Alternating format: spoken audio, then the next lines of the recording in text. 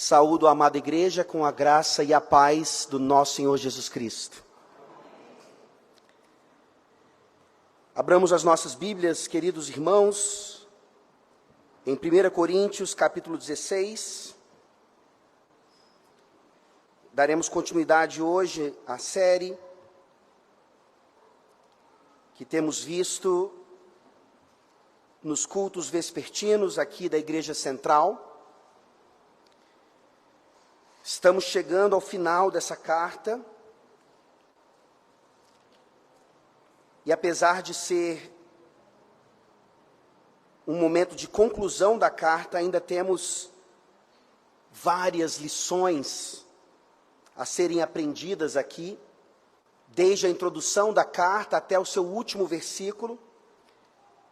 O Espírito Santo tem a nos ensinar por meio da pena de Paulo, da sua escrita, dos seus ensinamentos. 1 Coríntios 16, hoje estudaremos os versículos 10 a 14. Mas eu lerei a partir do versículo 5 até o versículo 18, mas a mensagem nos versículos 10 a 14 de 1 Coríntios 16. 1 Coríntios 16, a partir do versículo 5 até o 18, essa é a palavra da salvação. Irei ter convosco por ocasião da minha passagem pela Macedônia, porque devo percorrer a Macedônia. E bem pode ser que convosco me demore, ou mesmo passe o inverno, para que me encaminheis nas viagens que eu tenha de fazer. Porque não quero agora ver-vos apenas de passagem, pois espero permanecer convosco algum tempo, se o Senhor o permitir.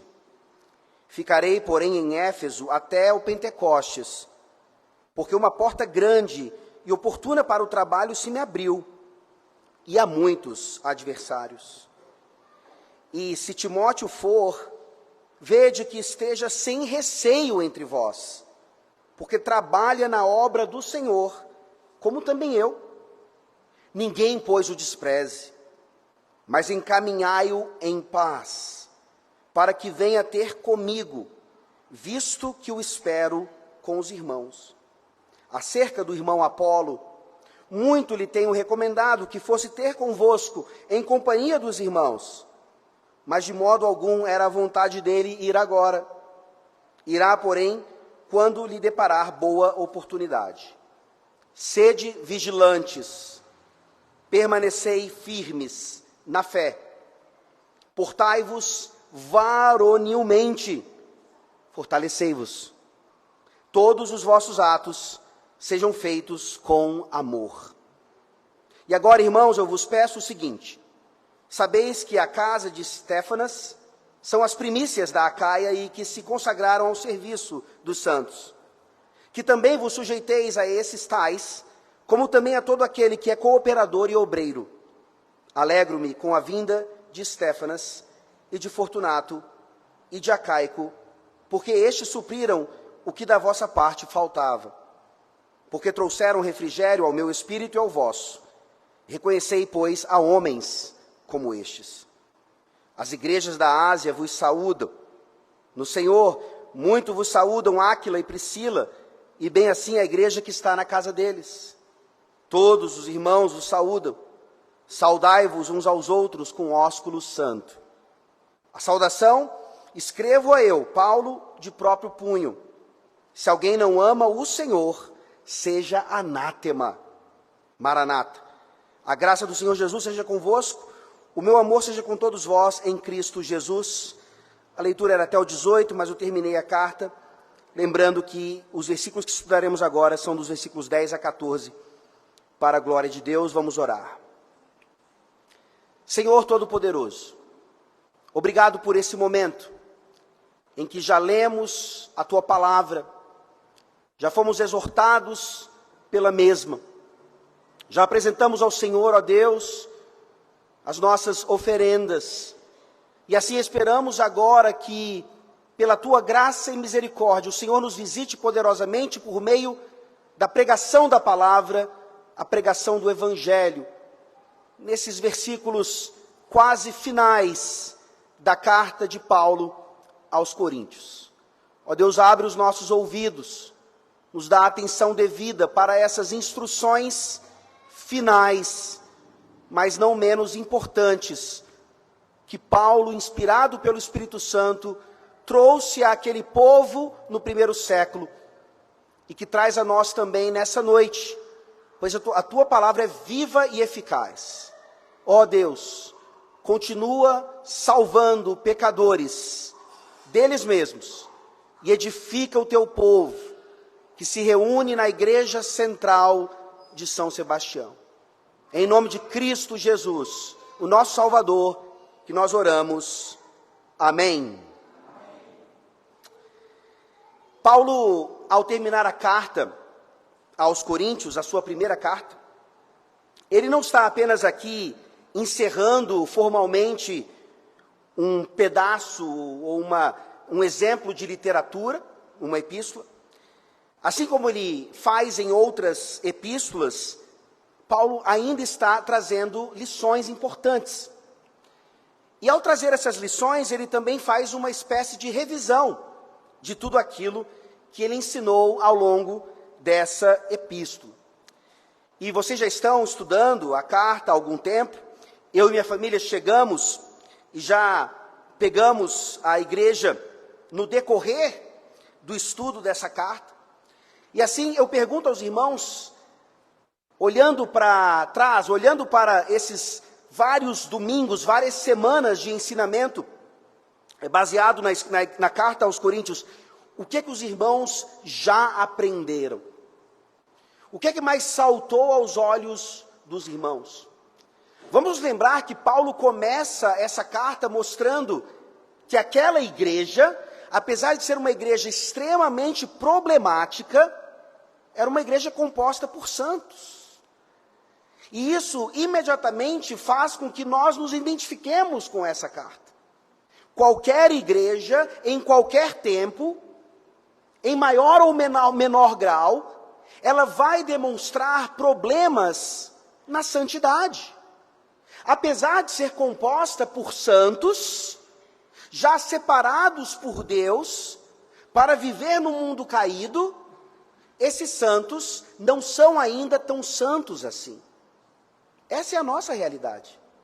Sem dúvida alguma, essa foi uma das intenções do pastor Diogo em trazer essa carta à igreja central. A exposição dessa carta para que nós aprendamos a partir dos nossos irmãos aqui, inclusive dos seus erros. Em 1 Coríntios capítulo 10, Paulo nos lembra que o Antigo Testamento foi escrito para o nosso exemplo. Onde a igreja do Antigo Testamento errou, nós não precisamos errar. Onde os irmãos em Cristo lá em Corinto erraram, nós não precisamos errar. Mas nós falhamos. Nós aprendemos e não praticamos.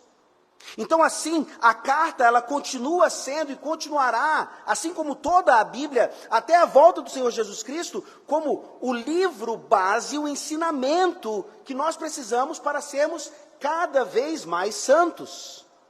Isso ficará evidente aqui em algumas instruções de Paulo, de como nós, até o momento da nossa morte, ou o retorno do Senhor Jesus Cristo, precisamos batalhar pela fé de uma vez por todas dada aos santos. E assim Paulo vai trabalhando na santidade daquela igreja, e ele vai lidando com problemas seríssimos. Ele ensina sobre a disciplina na igreja. Aquela era uma igreja dividida, que tinha preferência inclusive por pastores específicos. Isso vai ser tratado aqui nesses versículos que nós veremos mais uma vez. Paulo está revisando essa questão. Aquela igreja não entendia muito bem o que era o casamento no Senhor e a possibilidade de divórcio e um recasamento. Vocês passaram por tudo isso. Vários temas tratados, liberdade cristã, como era de fato a ceia do Senhor e as falhas que estavam sendo cometidas em relação a esse sacramento. Paulo fala dos dons espirituais e como aquilo também dividia a igreja. E no final das contas nós vemos que a igreja de Corinto estava falhando muito por causa de seu orgulho e soberba. Era uma igreja que queria as manifestações dos dons, e até tinha essas manifestações, mas que não entendia muito bem o que era o amor ou o serviço uns aos outros. E quando nós olhamos o último sermão aqui pregado, inclusive pelo pastor Diogo, ele nos lembrou de 1 Coríntios 16, 5 a 9, essa lição maravilhosa, não só no ministério de Paulo, mas na sua própria vida, da providência de Deus, da importância de fazermos planos, da importância, sim, de termos estratégias, mas de sempre colocarmos, como Paulo coloca aqui, em 1 Coríntios 16, versículo 7, se o Senhor o permitir. Se o Senhor assim quiser, no final das contas, a nossa santidade, a nossa busca por santidade, depende ainda exclusivamente da graça de Deus. Não é Deus nos salvando, nos justificando e agora então nos deixando por nossa própria conta na busca pela santidade. Não, até isso faz parte da sua obra maravilhosa em nossas vidas. E agora nós continuamos vendo, então, Paulo falando a respeito das últimas coisas que ele queria falar e dando a nós lições preciosas para aplicarmos nas nossas vidas hoje, com a ajuda do Espírito Santo.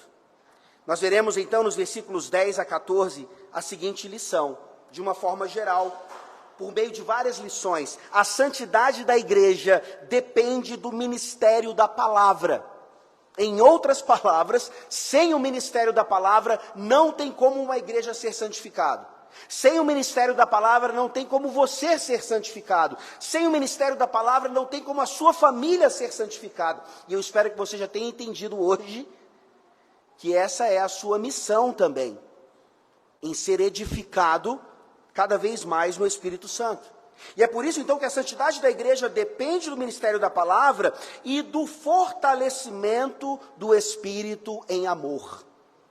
É importante nós entendermos aqui, quando Paulo coloca mais à frente 5 lições claras a respeito desse fortalecimento no Espírito, não de qualquer maneira, e muitas vezes bem diferentemente de como nós entendemos o que é força, o que é poder. Assim, por favor, veja comigo mais uma vez, 1 Coríntios 16, a partir do versículo 10 até o 12, aqui nós temos a primeira parte dessa lição de Paulo a respeito da santidade da igreja, totalmente dependente do ministério da palavra. Aqui nós vemos um contraste claro entre Timóteo e Apolo. Lembrem-se, meus irmãos, nós estamos lidando com um livro sagrado.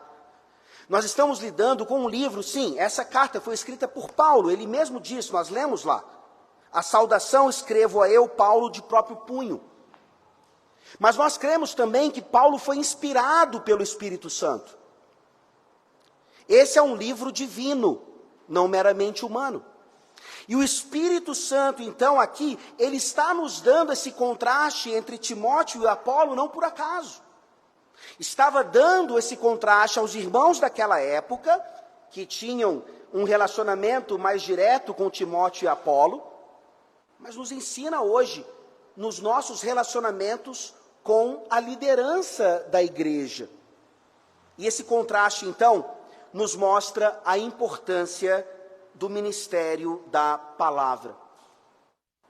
Uma lição importantíssima que é cuidado para que não idolatremos homens em detrimento do ministério da palavra.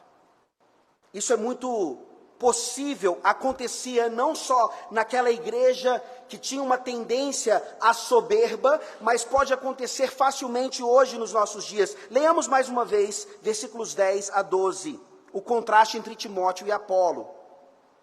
E se Timóteo for, vede que esteja sem receio entre vós, porque trabalha na obra do Senhor, como também eu.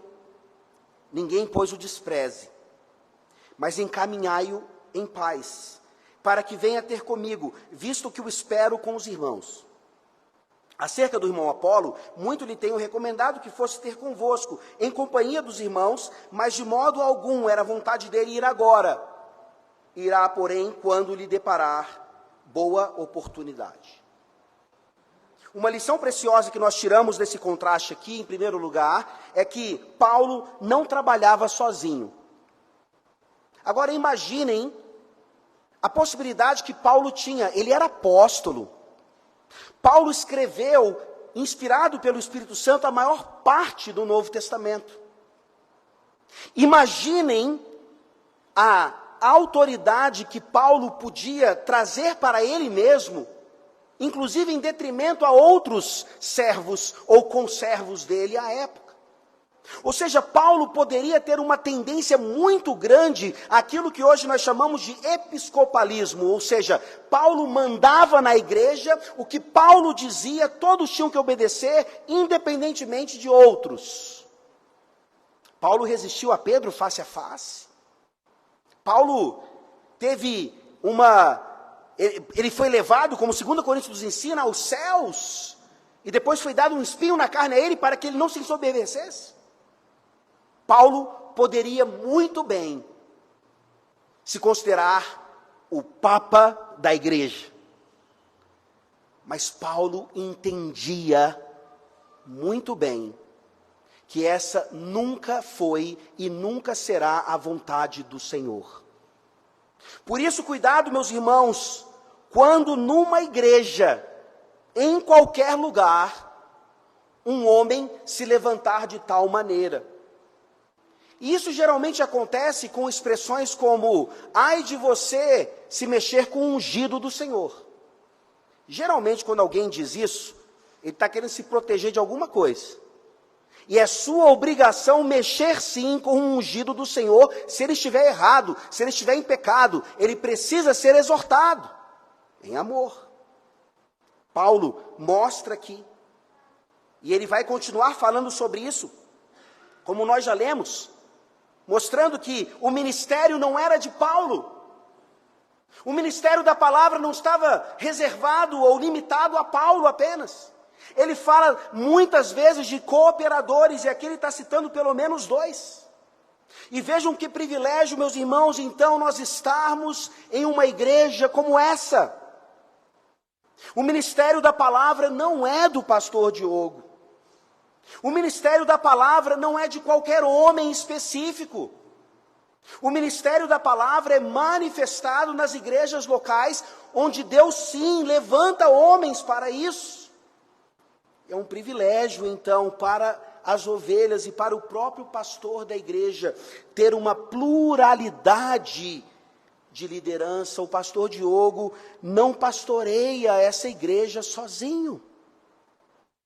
Ao mesmo tempo, então, que nós devemos tomar cuidado para não usurparmos a nossa posição, vocês precisam ter atenção em relação a isso. Muitas vezes recai apenas nos ombros do pastor as questões da igreja. E isso também não é bom, não é saudável. Paulo entendia que o ministério não era dele e que ele devia e podia compartilhar isso com outros. Vocês entendem, meus irmãos, que o pastor Diogo, ele pastoreia essa igreja com o pastor Zé Maria, com os presbíteros regentes estabelecidos exatamente para isso também. Como é fácil, infelizmente, inclusive numa igreja presbiteriana, nós olharmos para o pastor e apenas para ele, como sendo o manda-chuva da igreja. Não é assim que Deus requer de seus obreiros, que devem agir de maneira fiel. Timóteo e Apolo eram conservos de Paulo, ele não trabalhava sozinho. E Paulo aqui nos traz uma outra maravilhosa lição, quando ele, nos versículos 10 e 11, ele defende a reputação de Timóteo. Isso é algo que nós precisamos aprender demais. Isso diz respeito ao 9º mandamento, não levantar falso testemunho.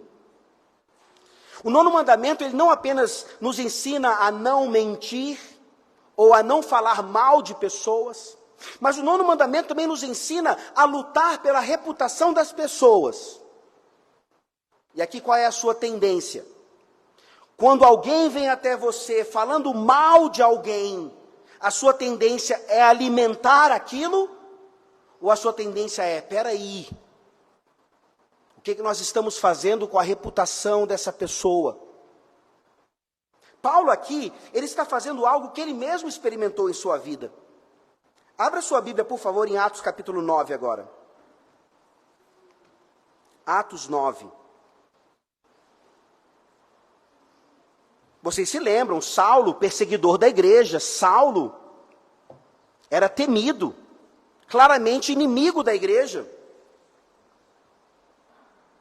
Mas Deus o transforma, Deus o chama, Deus o salva. Ele não foi apenas salvo, mas se tornou agora um grande obreiro, líder na igreja do Senhor Jesus Cristo.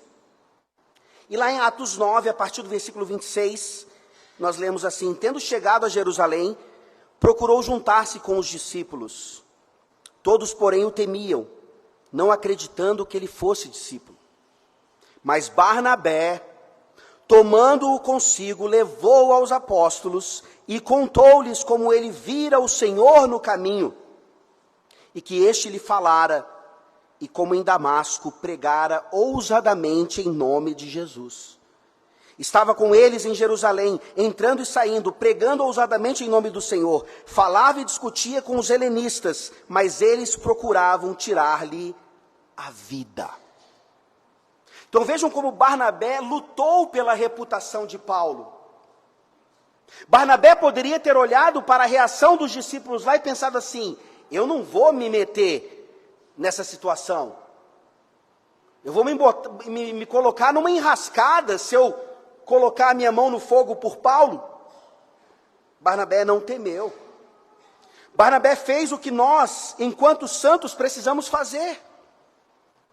Sim, se alguém precisa de alguma exortação, precisamos exortá-los de maneira bíblica. Mas, de modo algum, nós podemos abrir mão de defender a honra e a reputação de pessoas que muitas vezes estão sendo difamadas ou mal interpretadas ou tratadas. Paulo, então, ele recebe esse benefício de Barnabé, ele é recebido. E você percebe que ali ele começa então a discutir com helenistas, aqueles que estavam fora da igreja, e aqueles fora da igreja procuram tirar a vida. Isso é natural. Espera-se isso dos perseguidores, dos inimigos da cruz de Cristo. Mas você não espera isso daqueles que estão dentro da igreja. Mas também acontece, pasmem. Nós precisamos defender a honra e a reputação de muitos, até mesmo dentro da igreja. Porque nós, infelizmente, enquanto santos, não tão santos assim, ainda não compreendemos o valor do 9º mandamento, da honra devida ao nome de alguém, à reputação de alguém. E isso aconteceria lá em Corinto. É por isso que Paulo fala da maneira como ele falou. Volta lá para 1 Coríntios 16. Paulo fala no versículo 10, e se Timóteo for, vede que esteja sem receio entre vós, porque trabalha na obra do Senhor, como também eu. Ninguém, pois, o despreze. Paulo sabia que quando Timóteo estivesse no meio da igreja de Corinto, a probabilidade seria que aquela igreja o desprezaria. Que aquela igreja não aceitaria como eles aceitavam Paulo, como nós estamos vendo no contraste aqui, como eles aceitavam Apolo. E isso mostra o nosso pecado também, em muitas vezes nós preferirmos nomes ou líderes em detrimento de outros. Ora, Timóteo tinha suas dificuldades. Paulo trabalhava isso na vida daquele seu filho na fé. Timóteo era tímido. Timóteo era jovem. Timóteo precisava trabalhar em alguns aspectos do seu ministério, mas nada disso poderia ser suficiente para que ele fosse desprezado. O desprezo de um ministro, o desprezo de um líder, nesse sentido, é pecaminoso. Porque aqui, meus irmãos, o que importa não é o ministro em si. O que importa é o ministério da palavra. O que importa não é o pregador, mas a pregação. O que importa não é como um pregador fala ou se manifesta, mas o conteúdo do seu ensinamento, se é bíblico ou não. E Paulo está dizendo aqui, ele trabalha na obra do Senhor como também eu. Ele é fiel, recebam-no. Paulo está então já defendendo a reputação de Timóteo diante de uma igreja soberba, que diz assim: nós queremos Apolo, Timóteo não, nós queremos esse, aquele não. Veja isso, por favor, em 1 Coríntios 4. Já passaram por isso há algum tempo. 1 Coríntios 4, vejam só como Paulo já havia recomendado Timóteo anteriormente. 1 Coríntios 4, a partir do versículo 16. Admoesto-vos, portanto, a que sejais meus imitadores. Por esta causa vos mandei Timóteo, que é meu filho amado e fiel no Senhor, o qual vos lembrará os meus caminhos em Cristo Jesus, como por toda parte ensino em cada igreja. Alguns se ensoberbeceram, como se eu não tivesse de ir ter convosco, mas em breve irei visitar-vos, se o Senhor quiser, e então conhecerei não a palavra, mas o poder dos ensoberbecidos. Nós vimos aqui na carta aos Coríntios que aquela igreja tinha preferências. Uns eram de Pedro, uns eram de Paulo, uns de Apolo, uns de Jesus Cristo. Quem era Timóteo? Um jovenzinho qualquer. Percebam então, meus irmãos, quão pecaminoso é quando eu e você, por exemplo, olhamos para a multidão de pregadores hoje na internet, nas redes sociais, e nós dizemos: esse nome aqui vale a pena, aquele outro ali, deixa ele para lá.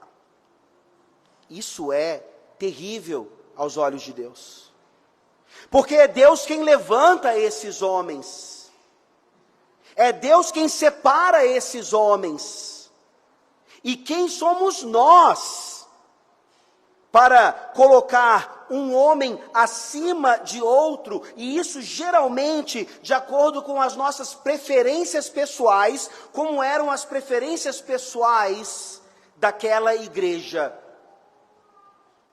Cuidado com o coração de vocês. Cuidado com preferências pessoais.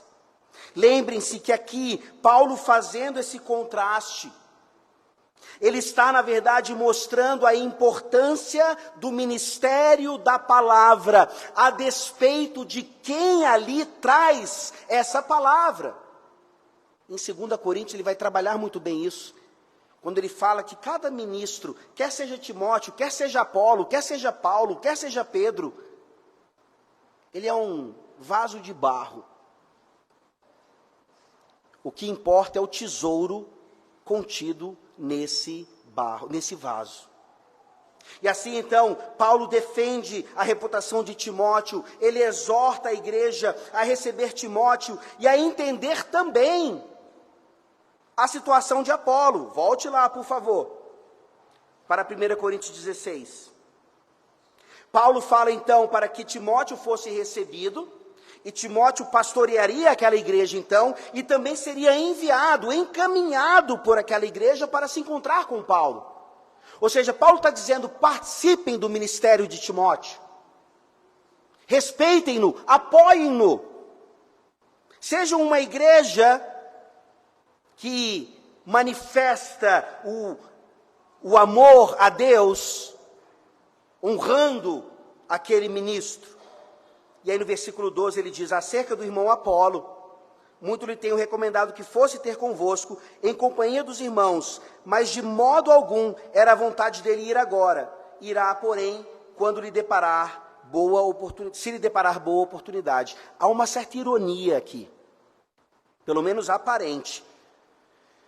Quando Paulo usa essas expressões, acerca disso, ou quanto àquilo, certamente Paulo está respondendo a algum pedido ou questionamento daquela igreja. A carta está repleta disso, nós já vimos, a estrutura dela, basicamente a partir do capítulo 6 e 7, até o final, é Paulo respondendo esses questionamentos e pedidos dos irmãos. Aqui fica claro que os irmãos queriam receber Apolo. Mais uma vez fica evidente aqui uma preferência pessoal por Apolo. Insisto, uma preferência pecaminosa. Não é porque Apolo era simplesmente querido deles, mas Apolo representava, e Apolo não queria isso, obviamente. Não é que Apolo se sentia o tal, fica evidente aqui, inclusive na posição de Apolo. Mas eles fizeram de Apolo o tal, porque vocês se lembram, a Bíblia descreve Apolo. Apolo era eloquente. Apolo conhecia as Escrituras. Trazendo para os nossos dias, Apolo tinha doutorado em teologia. Uau! Enquanto tem um seminaristazinho ali, eu vou ouvir o doutor. O seminarista não. Isso é pecado. Isso é fazer acepção de pessoas.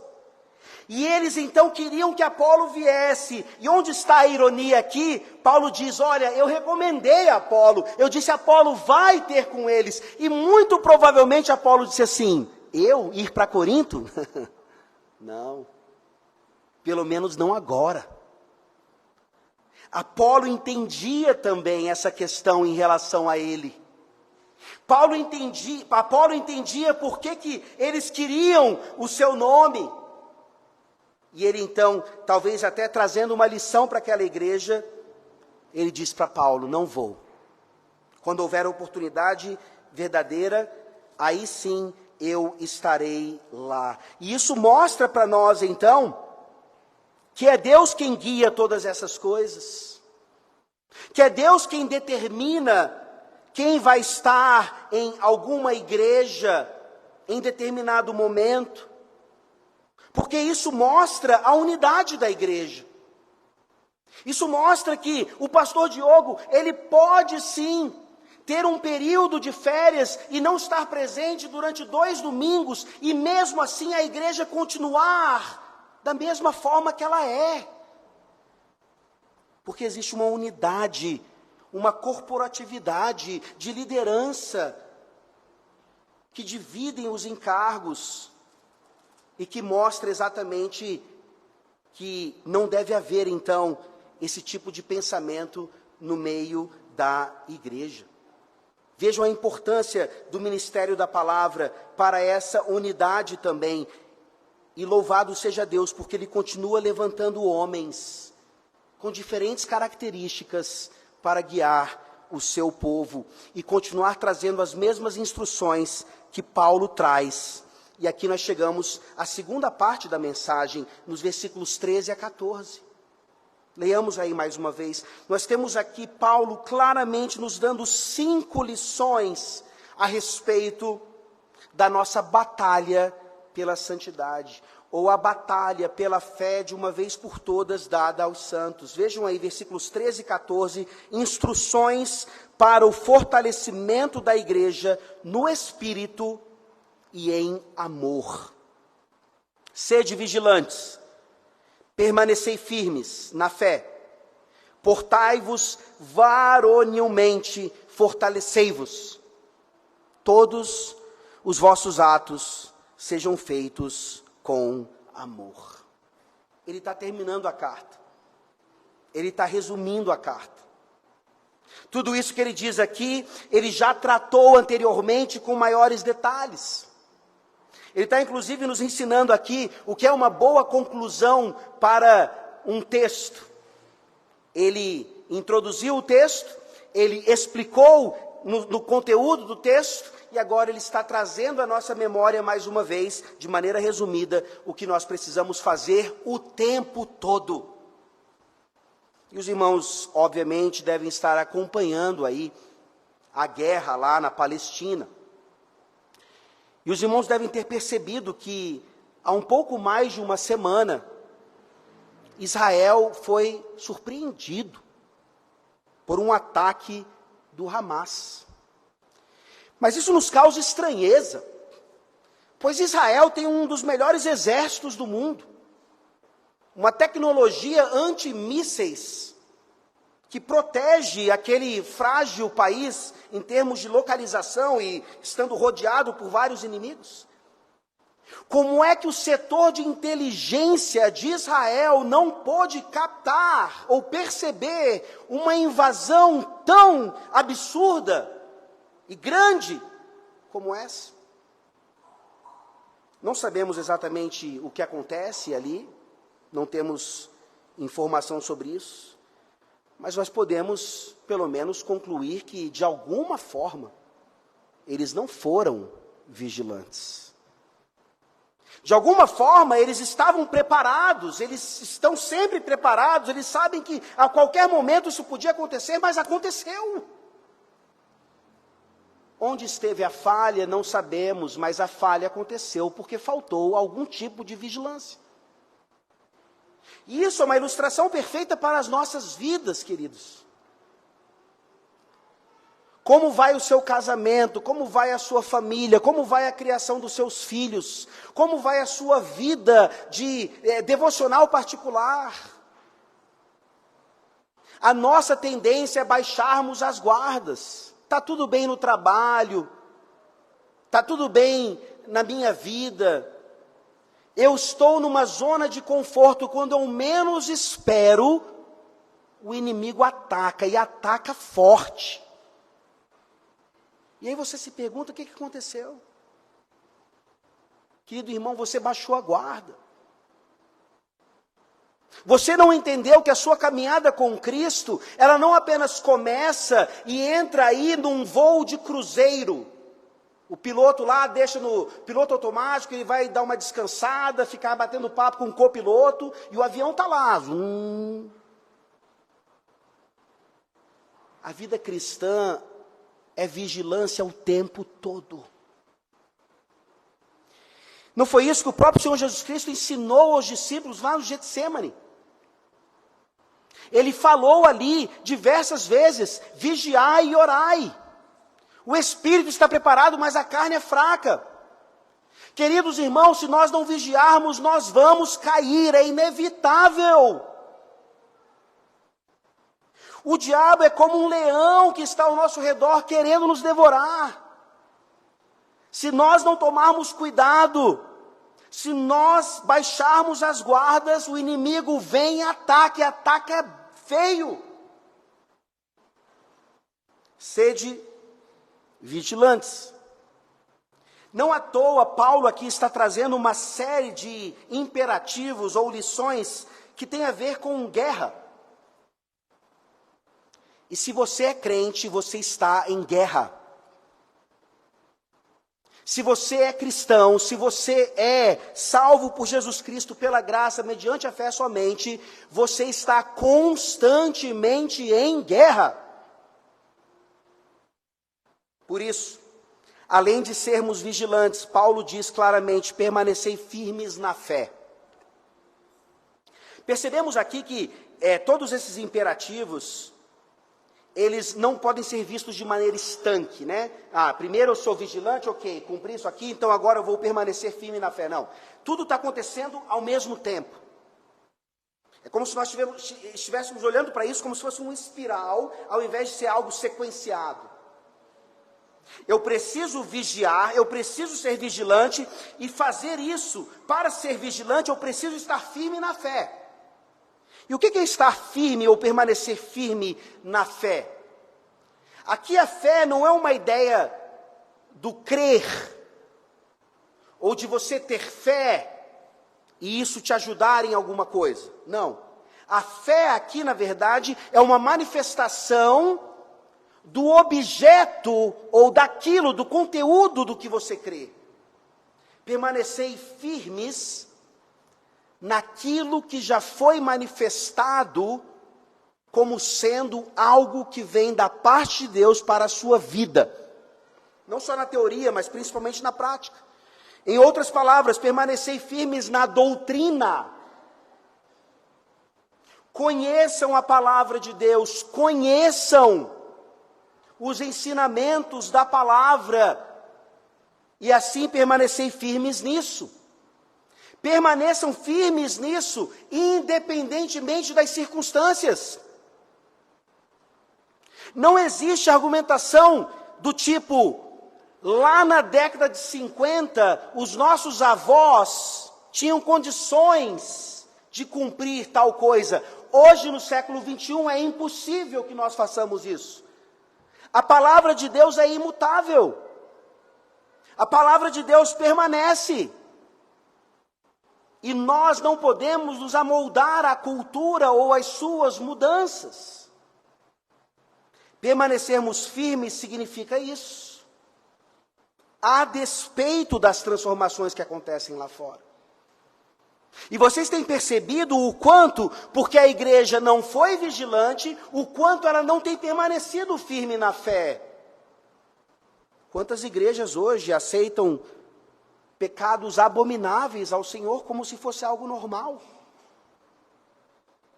Quantas igrejas hoje estão se rendendo à cultura como se fosse uma maneira de atrair pessoas que do contrário nunca se chegariam à igreja, porque a igreja seria retrógrada ou atrasada? Permaneçam firmes na fé. Sejam vigilantes. E isso tudo está ligado à próxima lição, que é: portai-vos varonilmente. Essa expressão no grego é maravilhosa. Se nós pudéssemos traduzir de uma maneira mais direta, é como se fosse: sejam homens. E aqui a mensagem não é apenas para os homens, é principalmente para os homens. Mas é quase que uma analogia ou uma metáfora para a ideia de sejam corajosos. E as mulheres também precisam ser corajosas. Você consegue se imaginar ali como uma cidadã de Israel, uma mãe de filhos? Talvez o seu marido foi servir lá as forças de defesa israelenses e você precisa saber usar uma arma. Você, mulher, precisa proteger os seus filhos se ali alguns inimigos invadirem. Não, a ideia não é que as mulheres devam ser masculinizadas, não. Mas as mulheres também precisam entender o que são características mais específicas do homem e que isso também precisa ser manifestado no meio das irmãs. Portai-vos varonilmente. E de uma maneira geral, então, Paulo está dizendo algo que vai de encontro ao que está acontecendo hoje na igreja, de uma maneira geral, tá? A igreja está efeminada. As igrejas estão efeminadas. Exatamente por causa, inclusive, da frouxidão de homens ou de sua ausência na sua função masculina na igreja, na família, na sociedade, a igreja se efeminou. A ponto de hoje, algumas igrejas não permanecerem firmes na fé e essas igrejas entenderem que não há problema algum em uma mulher ser ordenada ao ofício de uma igreja. Não, minhas queridas irmãs, mulheres não foram chamadas para liderar a igreja. Nem no Antigo Testamento, nem na época de Paulo, e nem hoje até a volta do Senhor Jesus Cristo. Não é uma questão cultural. Não é uma questão de machismo, não é uma questão de humilhação das mulheres, não. É uma questão de entender o que significa nos portarmos varonilmente. E aqui existe até uma aplicação, já que Paulo usa as características de uma guerra, e eu trago essa aplicação, eu sei que pode gerar algum tipo de polêmica, mas nem sequer para o fronte de uma batalha as mulheres são chamadas. Isso é um privilégio para vocês, irmãs. Não é porque vocês não são corajosas ou não são tão capazes como homens podem ser, mas é porque homens são chamados para isso. Homens são chamados para o combate. Homens são chamados para serem homens. E aqui, irmãos, eu chamo a atenção de vocês, sejam homens. Sejam homens na casa de vocês, sejam homens na igreja. Sejam homens na sociedade. Ser vigilante é para cada um aqui, mas depende mais então dos homens. Permanecermos firmes na fé é para todos aqui, mas nós somos os responsáveis para entender se a nossa família, se a nossa igreja está se permanecendo fiel, firme na fé. Paulo está trazendo essa mensagem para mostrar que a igreja de Corinto, inclusive ele trabalhou bastante isso ali em 1 Coríntios 11, quando até o culto da igreja estava sendo violado por causa dessa necessidade das mulheres participarem como elas nunca foram chamadas para participar. Mais uma vez eu digo, não é uma questão de machismo ou feminismo, é uma questão de entender o que é a vontade do Senhor desde a criação. E como Ele vai restaurando tudo isso, Ele vai nos dizendo hoje, para sermos varonis, para honrarmos aquilo que claramente diz respeito a funções masculinas e femininas, dentro da família, dentro da igreja, dentro da sociedade. E terminando essas características mais ligadas à ideia da guerra, ele fala: fortalecei-vos. Percebam mais uma vez essa ideia de espiral. Aqui não é primeiro uma, depois a outra, são todas ao mesmo tempo. E esse fortalecimento, meus irmãos, não depende apenas da nossa disposição em cuidar do nosso corpo, dos nossos músculos. É importante. A força física é importante, não só para homens, como para mulheres também. O corpo importa, o cuidado do corpo importa, mas esse fortalecimento aqui vai além disso. Vai além da sua dedicação à academia, vai além da sua dedicação ao funcional, vai além da sua dedicação à sua saúde. O fortalecei-vos aqui é primordialmente espiritual. Como você está cuidando da sua alma? Nós voltamos para a ideia da vigilância agora. O quanto você tem vigiado e orado. O quanto você entende que facilmente, muito facilmente, nós podemos cair em tentação. Esse fortalecimento, ele obviamente vem do Espírito, ele obviamente vem pela graça de Deus, e é por isso que Ele nos deu meios de graça. É por isso, meus irmãos, que nós olhamos para uma igreja como a de Corinto, e nós percebemos que nenhuma igreja em qualquer época é uma igreja perfeita. A igreja sempre será cheia de falhas. A igreja sempre precisará de líderes, de ministros que instruam a igreja a serem, as pessoas daquela igreja a serem mais santas. Mas muitas vezes nós olhamos para isso e nós, ao invés de nos fortalecermos no meio da igreja, nós nos enfraquecemos sem a igreja. Não é por acaso que nós vemos hoje tantas pessoas que desprezam a igreja, que desprezam os meios de graça, porque não entendem que isso é uma necessidade. E não tem como nos fortalecermos, meus irmãos, se nós não estivermos no meio do povo de Deus, nos ajudando mutuamente a cumprir essas lições aqui. É algo corporativo da igreja. Não é algo que você consegue fazer sozinho. Da mesma forma que Paulo não podia e nem queria liderar de maneira única, episcopal, mas sim compartilhando o peso. Nós, famílias aqui, precisamos dividir o peso uns com os outros na nossa caminhada cristã.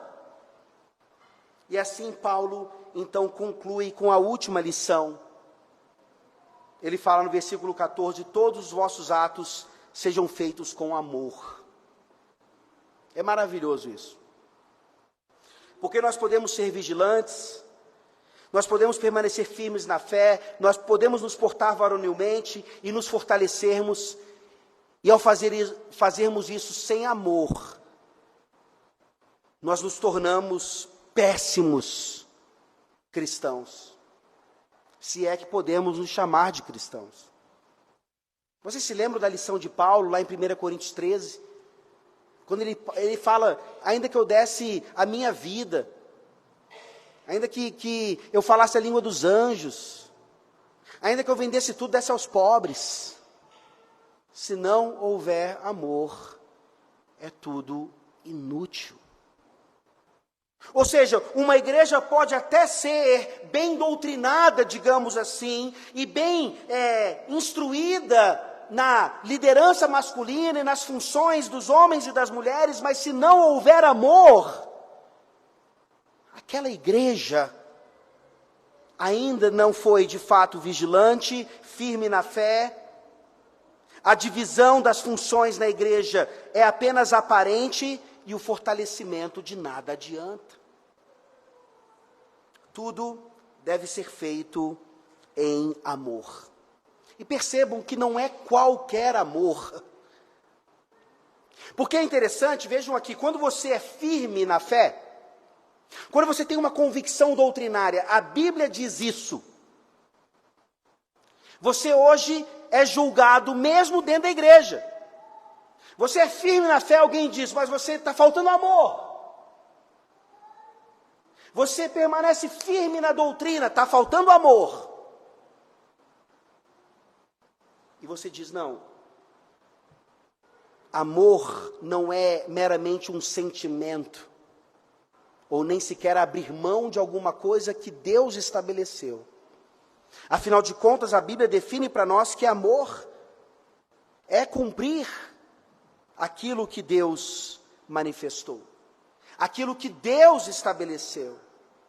Mas, obviamente, quando Paulo diz aqui, todos os vossos atos sejam feitos com amor, é nós sermos capazes de cumprir todas essas coisas, sabendo que o outro importa mais do que eu. Então, se isso for mais uma vez levado para a analogia da guerra, eu não estou apenas preparado a lutar varonilmente por uma causa, eu estou pronto a dar a minha vida em amor pelo próximo. E isso nos mostra, então, que todas essas questões, desde aquelas que Paulo ensinou a partir do versículo 10, o relacionamento da igreja com seus líderes, da liderança com a igreja, e essas lições maravilhosas aqui, elas são nada mais, nada menos do que uma demonstração da vida e da obra do Senhor Jesus Cristo. Não é à toa que Jesus é homem, que Jesus Cristo é varonil, que Jesus Cristo, sendo o príncipe da paz, era um guerreiro. E que, sem dúvida alguma, então, pelo bem da igreja, e instituindo liderança junto com ele, e mesmo depois de sua morte e ressurreição, governando a igreja por meio dessa liderança, ele nos mostra o que é fazer tudo com amor.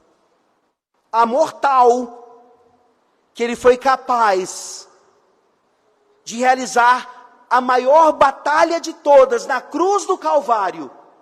Quando ali ele não apenas batalha, como ele destrói, a Bíblia diz, ele destrói o inimigo. É por isso que nós temos total esperança de que essas instruções aqui, elas não precisam apenas entrar num ouvido e sair pelo outro, ou de achar que não é possível cumprir essas coisas. Pelo contrário, no Espírito Santo, no fortalecimento do Espírito Santo, que o Senhor Jesus Cristo mesmo nos deixou, nós temos o privilégio de experimentar essas coisas em nossa igreja. E assim percebermos o que significa a vida de Cristo em nós. E uma igreja que é cada vez mais santificada e mais parecida com o seu Senhor. Tenhamos a esperança da santidade no fortalecimento do Espírito Santo por meio do ministério da palavra, e louvado seja o Senhor, que não tem nos deixado sem a sua instrução. Vamos orar.